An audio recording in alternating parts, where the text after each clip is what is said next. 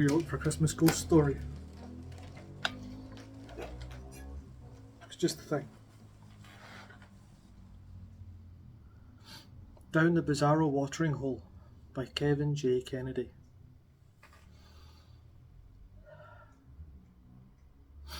On the last work day of the year, the minutes seemed to pass by slower than any other day. Tiffany could never understand why they had to work on Christmas Eve anyway. No one did anything. The entire morning was spent killing time. They always got a half day, though there was no set time to leave. The entire staff had to sit around waiting on an email coming from the owner telling them they could all go home. It could be any time between 12:30 and 2:30. Most of the staff took turns sneaking out to buy last-minute Christmas gifts. Since Tiffany already had in what she needed, she would spend the entire day surfing the net. The Christmas party had been the night before and she was still hungover. Another reason that it made no sense to have anyone in on the 24th. It was just all round stupid. At 2:10, the email arrived. By this point, Tiffany was at a boiling point. She had popped out at lunchtime and had had 2 double vodka cokes to take the edge off, but returning to work to sit and wait on a stupid email had put her in a foul mood.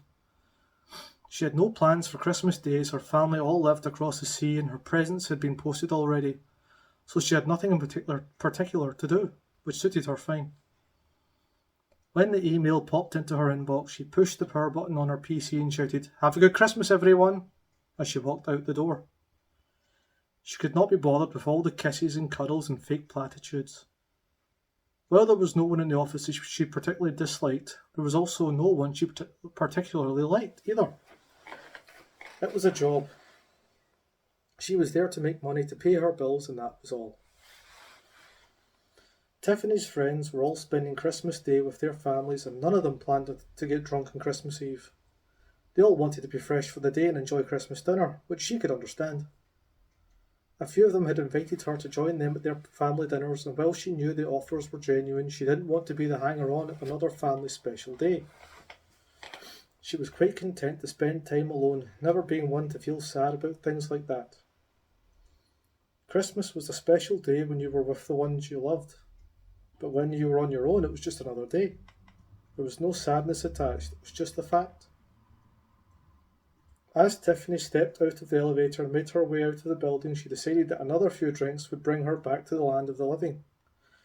Then she would head home and find a few good movies to watch while having a last few drinks in her apartment. She planned to have a very long lie-in in the morning. That would be her Christmas gift to herself. Walking along the street, she decided to head towards her apartment and find a bar close to home, so she could get back quickly and get into her jammies. She had bought new PJs for the night, a tradition that she had never let go of, even though she was all alone. They had little cartoon reindeer on them that wore Santa hats. She had changed her bed covers before going to the Christmas party the day before and had slept on the sofa last night for the few hours sleep she got, so the bed would be fresh and inviting when she got in. She was looking forward to chilling out and was running through movies she may watch in her mind when she noticed a new bar across the street. The red neon sign read, Bizarro, and she thought it seemed like a strange name for a bar, but decided that we could do for a quick few drinks and cross the road. Inside the bar was almost empty. She felt quite happy with that, feeling no need for Christmas revellers bothering her and making small talk. She perched herself on a bar stool with some difficulty. Pencil skirts weren't designed for stepping up onto high chairs, but she managed, albeit in a slightly unladylike fashion. She looked around while she waited on the currently non-existent bartender. There were a few people sitting at the back of the bar, but it was relatively dark. They seemed to be having a quiet conversation and paid her no attention. "Help you?" came a question from across the bar. "Give me a shot of anything." Tiffany had decided a few shots would give her a quick kick and remove the hangover that was coming back, and then she would have a few of her favourite whiskies and get herself home. She didn't want it to turn into a late one, but shots were quick, and then she would sip her whiskey for a nice glow. Getting home and slipping into her warm bed to watch a movie would be much nicer if she was a little tipsy compared to lying there hungover. "Bizarro?" "Excuse me?" "The shot. Would you like a Bizarro? Yeah, I'll give it a go. She slipped a £10 note across the bar and the barman returned, gave her the drink and lifted the money. She knocked it back straight away. It tasted like sherbet dip. It had a burn to it too. She could feel it reaching her stomach. Almost immediately she could feel a warmth rise through her and it felt as if she was tipsy already. She shook her head and rubbed her eyes. I definitely had too much to drink last night, she muttered to herself. When Tiffany opened her eyes, the bar was no longer in front of her. What the fuck? We'll have none of that language here, young lady, came a voice from behind her. She spun around. She now faced an enormous chair next to a roaring fire, where sat what could only be described as a black panther in a Santa suit.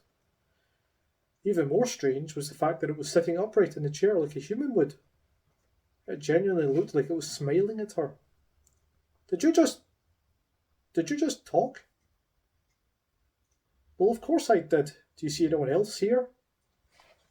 No, but you're a panther. A what? It responded. A panther. I am Santa Claus, nothing more, nothing less. Wait, Santa's a fat, jolly old guy with a beard. Is he? It was definitely smiling. Yeah, he fucking is. What do you mean is he? Have you been living in a cave? I've lived in many places, my child. Tiffany could feel herself getting pissed off. What's going on? Where am I? You are exactly where you're supposed to be, child, the panther replied. Will you stop calling me child? Tiffany racked her brain for what could possibly be happening and wondered if the bartender slipped something into her drink. She shook her head, rubbed her eyes again, and took a deep breath. Upon opening her eyes, she was still facing the Black Panther in the Santa suit. Okay, I'll play along. Why am I here? Tiffany asked, trying to calm herself down. Only you can answer that question, child. I fucking told you. Tiffany caught herself and took another deep breath. Okay, how did I get out of here? Well, why do you think you are here? After another few deep breaths and a mental lecture to not lose her cool, realising it wasn't getting her anywhere, Tiffany decided to try and talk it out. If it was anything like a bad dream or trip, the best she could do would be to try and keep it as happy as possible and avoid any bad outcomes. I'm guessing I have had one too many. Either that or I have been sucked into a low-budget reimagining of Scrooge. Either way, I'm ready to go home to my bed, so if you could move it along, that would be just dandy. Tell me your thoughts on Christmas, my child, the irritating panther said. It had a low, smooth voice that Tiffany felt she could almost fall asleep to if she was in a better frame of mind. Well, I'm guessing it's to help me realise some life-changing affirmation, but I'm pretty happy with how my life is going, so as I said, can we move things along? If you are happy, you wouldn't be here. What are your Christmas plans, child? My plan is to get home and wrap myself up in a nice warm bed. I'll spend all night watching cheesy Christmas movies if you'll just get me out of here. Good enough for you? Is it good enough for you? Came the response. Holy fuck, are you the Riddler or a fake Santa? Come on, how do I get home? Just ask, child. Can I go home, fake Santa Panther? The Santa Panther smiled just as Tiffany blinked. As her eyes opened back up, she found herself sitting in a bar with an empty shot glass in front of her. No fucking way, she exclaimed. Tiffany knew there was no way her drink could have been spiked. Tripping rarely came and went as quickly. She checked her watch and only a minute had passed. She spun back around towards the bar, which had returned to its normal place, and there was another shot in front of her. She knew she hadn't ordered another, but she wasn't ready to go home yet, and the side of her that often got her into trouble told her to have it and see how the night played out. The other part was telling her to get straight home to bed where she would be safe. But she had never been great at taking advice from that side. She lifted the shot and quickly knocked it back. She got the same warm feeling, but this time kept her eyes open. Deciding she would keep an eye on the bar, Eventually, the need to blink was too strong. Her eyelids closed, then opened, and once again the bar was gone. She was less shocked this time. She spun in her chair, expecting to see the Santa Panther, but this time in front of her was her mum and dad's living room. What the actual fuck, she said aloud. The living room was exactly as she remembered it. Her mother and father sat in their armchairs either side of a roaring fire. They both wore a different pair of Christmas pyjamas. It was Tiffany's mother who had started the tradition of new Christmas pyjamas and socks every year. She would buy them all a pair. It was the only day of the year that her father wore pyjamas, but he did it gladly to keep her mother happy. Tiffany knew he was a big softy when it came to Christmas too. "What do you think Tiffany's up to tonight?" her mother said. "Oh, I'm sure she'll be out partying with her friends. It's a shame when they get too old to come home," her father replied, looking into some far-off place. "I really miss her, honey." "Me too, dear, me too. She's an adult now, though. We need to let her live her life." Tiffany could hear the sadness in both of their voices. She realised she was crying as tears ran down each cheek. "Maybe when her life quietens down a bit, she'll come home and visit more," her mother said, sounding wishful. "I hope so, I really do." Tiffany wanted to run over and give them both the biggest hug and tell them that she was sorry, that she loved them and had no idea they missed her so much. She somehow knew that this time she wouldn't be able to talk to the apparition. It was like watching a video. She wasn't sure how she knew, but she knew she was right. More tears filled her eyes and she struggled to see. She brought both hands up to her eyes and rubbed them, trying to clear the tears away. As her eyes cleared, she was back in the bar and facing a plain black wall. She spun quickly round in her chair to the bar, and yet again there was another shot. Wasting no time, she slammed it back. She wanted to know if there was more to see. This time she closed her eyes straight away and began spinning round as she began to open them again. This time things were different. Tiffany was standing outside her parents' house.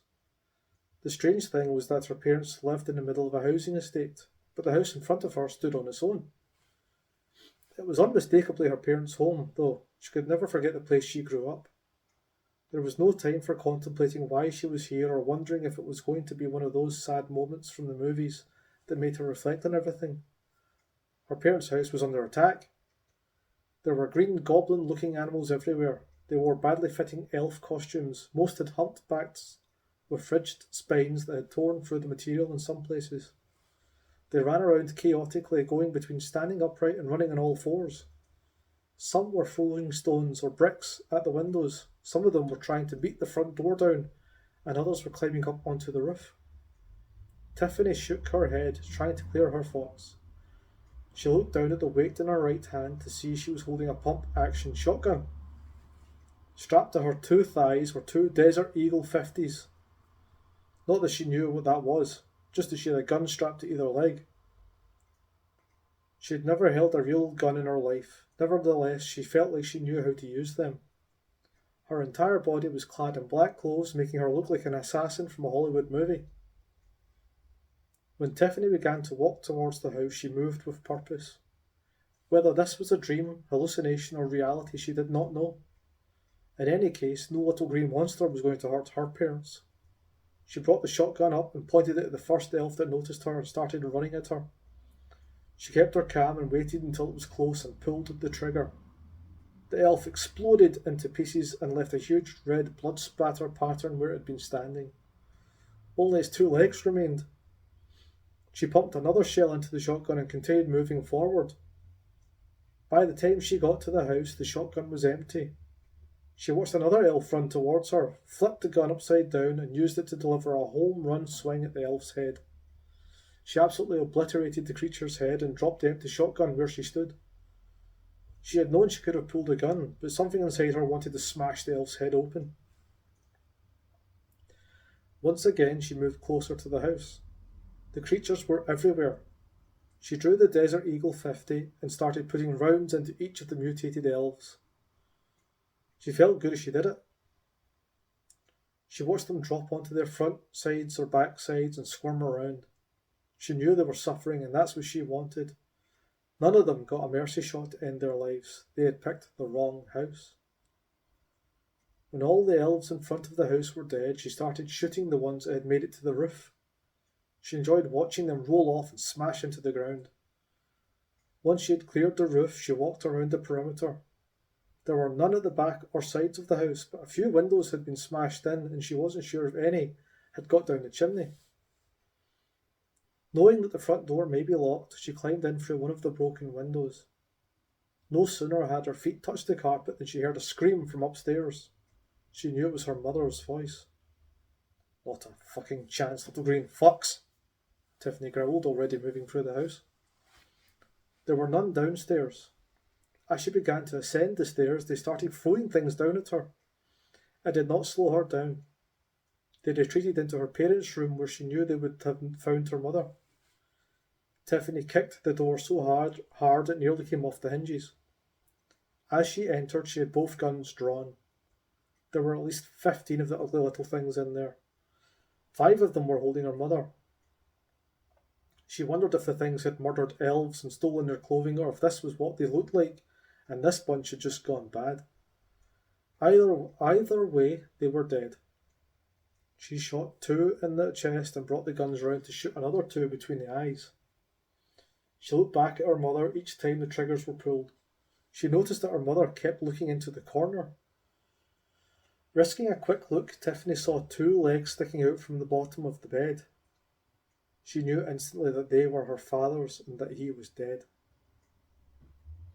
Even though Tiffany wasn't sure if any of this was real, her eyes filled with tears. She didn't know when she got back to reality if her father would be dead or alive.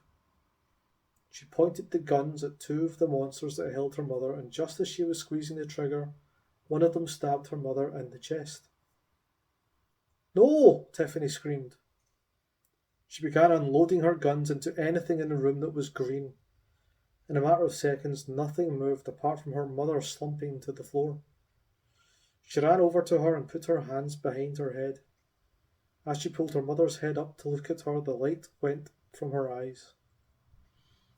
Tiffany was just about to scream again when her eyesight disappeared. Everything went black, and then she was back in the bar, arms resting on the bar, hands over her eyes, and bawling her eyes out. "You okay, little lady?" the barman asked from the other side of the bar, making his way over. Tiffany was up and out of the bar in seconds. The street looked exactly as it had when she entered, but everything else had changed. She no longer wanted to go back to her apartment. New jammies and Christmas movies weren't going to cut it. She needed her mum. Before Tiffany knew what she was doing, she was in a cab and heading to the airport. She had no idea where the new bar had come from or what was in those shots she had. She had never experienced anything similar before and hoped she never would again. But on this one occasion, she was glad she had gone in. She wanted to see her parents. She couldn't remember why she always put it off. She regretted all the time she had missed with them. Maybe she was just trying to prove her independence and had taken it too far. Maybe it was more than that, but she knew one thing. She would never miss a Christmas with her parents ever again. A few hours later, Tiffany sat on the plane waiting for takeoff. She had never been as excited to go home. She had thought about calling her parents from the airport to tell them she was coming, but had decided to make it a surprise. Her body buzzed with excitement. She knew her mum would have enough food in for an extra person. She knew they would be delighted to see her even though they would be sleeping when she arrived. She no longer had a key, so she would have to wake them up. She also knew her mum would have bought her a new pair of Christmas jammies just in case she appeared. She really did have the best parents. She wondered if after Christmas it might be time to look for a new job closer to home. The end. Merry Christmas.